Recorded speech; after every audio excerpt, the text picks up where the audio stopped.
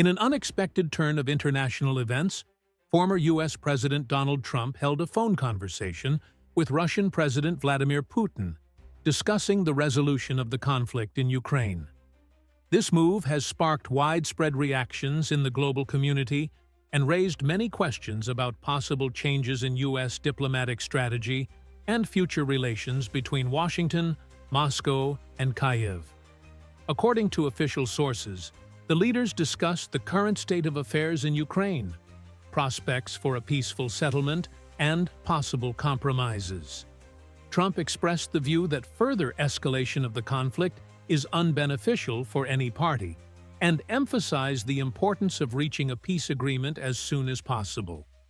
It is reported that Trump called Ukraine's NATO membership impractical and expressed doubts that Kyiv would be able to regain occupied territories in the foreseeable future.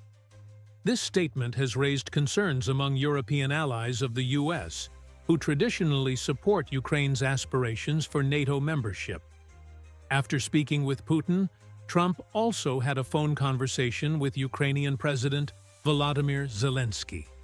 The Ukrainian leader expressed hope for continued U.S. support and stressed that any agreement must take into account Ukraine's sovereignty and territorial integrity.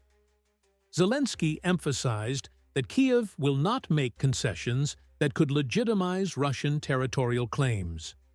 The global reaction to Trump's initiative has been mixed. EU representatives expressed concerns that the former U.S. president is negotiating with the Kremlin without consulting allies. Some analysts interpret this move as an attempt by Trump to strengthen his position ahead of potential elections in the U.S., showcasing his ability to conduct diplomatic dialogue and achieve results. Meanwhile, Russian state media portrayed the talks as a significant diplomatic victory for Moscow. The Kremlin noted that Putin outlined his stance on the necessity of considering Russian interests in resolving the conflict, including maintaining control over certain territories. At this stage, no official agreements have been reached.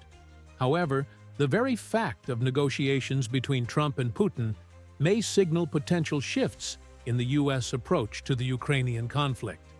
If Trump were to return to power, it is possible that Washington would reassess its policies toward Russia and Ukraine, focusing on finding compromises. The situation remains tense, and political observers are closely monitoring developments. The key question remains whether Ukraine will make possible concessions or continue to adhere to a firm stance in defending its national interests.